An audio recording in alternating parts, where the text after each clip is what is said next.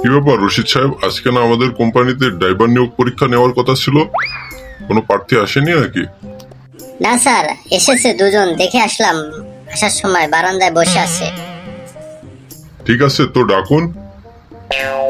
আচ্ছা স্যার, ডাকছি। মিস্টার জামাল, ভিতরে আসুন। May I income sir? আরে আসুন আসুন, এত ইংরেজি বলতে হবে না। আপনি ড্রাইভারের পরীক্ষা দিতে এসেছেন, অফিসারের নয়। I am sit down sir. ঠিক আছে, বসুন। আমাদের স্যার আপনাকে কিছু প্রশ্ন করবে, সঠিক উত্তর দিতে পারলে আপনার চাকরি হবে, আর যদি না দিতে পারেন তাহলে আপনি চলে যাবেন। কেমন? ঠিক আছে, সমস্যা নাই, কিন্তু স্যারকে একটু বলেন প্রশ্নগুলো যেন সহজ সহজ করে।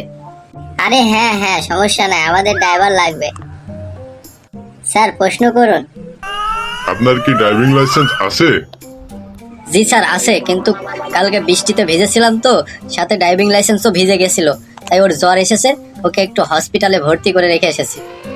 কি রশিদ সাহেব, আজকাল ড্রাইভিং লাইসেন্সেরও কি জ্বর হচ্ছে? যে দিনকাল পড়েছে স্যার, হলেও হতে পারে, ডিজিটাল যুগ তো। আচ্ছা মিস্টার কামাল, বলুন তো, গাড়ি চালানোর সময় সামনে যদি একটা বড় গর্ত দেখতে পান তাহলে কি করবেন? স্যার, গাড়িটি গর্তে পড়ার আগে আমি ভালোভাবে দোয়া কালমা পড়ে নেব, যাতে আমার কোনো ক্ষতি না হয়। কি বলেন? আচ্ছা ঠিক আছে, আপনার জন্য দ্বিতীয় প্রশ্ন। আচ্ছা কামাল সাহেব, বলুন তো, আপনি গাড়ি চালিয়ে যাচ্ছেন, হঠাৎ আপনার সামনে একটি গরু দাঁড়িয়ে, তাহলে কি করবেন? কি করবো স্যার? আমি গরুকে বলবো, ভাই একটু সরে দাঁড়ান, এটা মানুষ চলাচলের রাস্তা। কামাল সাহেব, এটা আপনার জন্য শেষ প্রশ্ন। বলুন তো, আমি আপনার সাথে গাড়িতে চড়ে যাচ্ছি, আমি ঘুমাচ্ছি, আপনি 100 কিলোমিটার বেগে গাড়িটি চালাচ্ছেন, হঠাৎ করে গাড়ির ব্রেক ফেল হয়েছে, আপনি কি করবেন? কেন স্যার, আমি গাড়ি থেকে লাফ দেবো? হয়েছে হয়েছে কামাল সাহেব, আপনি আসতে পারেন, আপনার পরীক্ষা শেষ। স্যার, আমার চাকরিটা? প্রথমেই তো বলে দিয়েছিলাম, উত্তর দিতে পারলে চাকরি, না দিতে পারলে নেই। আপনি তো একটারও সঠিক উত্তর দিতে পারেননি, সো আপনি আসতে পারেন। রশিদ সাহেব, আর কে আছে ডাকুন। মিস্টার জামাল সাহেব, ভিতরে আসুন। May I come in sir? ভিতরে। জামাল সাহেব, আপনি ড্রাইভারের চাকরি ইন্টারভিউ দিতে এসেছেন, অফিসারের নয়। ইংরেজিতে কথা বলতে হবে না, ভিতরে আসুন, বসুন। Okay, thank you, I know this job for me.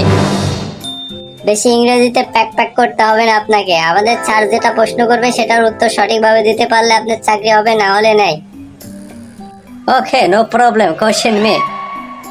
আচ্ছা, আপনাকে ইংরেজিতে বেশি কথা বলতে হবে না, আমি বাংলাতে আপনাকে প্রশ্ন করবো, আপনি বাংলাতে সঠিক উত্তর দিবেন, উত্তর দিতে পারলে আপনার চাকরি, মনে রাখবেন। ঠিক আছে জনাব, প্রশ্ন করুন। আপনার কি ড্রাইভিং লাইসেন্স আছে? আছে মানে আছে sir. In the world anywhere, যে কোনো জায়গায় গিয়ে আপনি খুঁজে দেখতে পারবেন আমার ড্রাইভিং লাইসেন্স, অনলাইনে আপলোড করা আছে স্যার। আচ্ছা আচ্ছা, ঠিক আছে। আচ্ছা বলুন তো জামাল সাহেব, আপনি গাড়ি চালাচ্ছেন, আপনার সামনে একটি গর্ত পড়লো, তাহলে কি করবেন?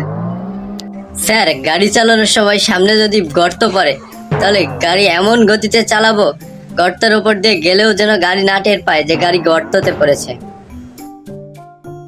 ঠিক আছে, আপনার জন্য দ্বিতীয় প্রশ্ন। জামাল সাহেব, বলুন তো, আপনি গাড়ি চালাচ্ছেন, হঠাৎ করে আপনার সামনে একটি গরু এসে দাঁড়ালো, আপনি কি করবেন?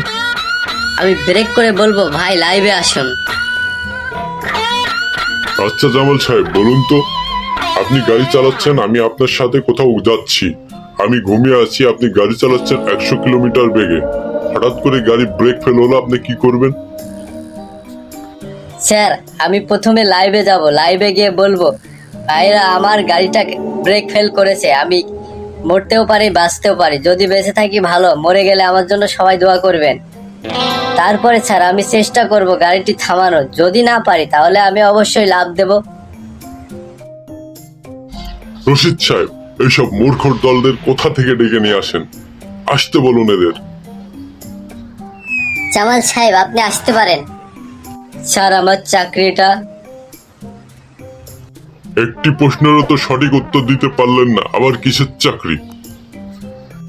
কেন স্যার, আপনি যা প্রশ্ন করেছেন সবই তো উত্তর দিয়েছি, কোনটার উত্তর দিলাম না আবার?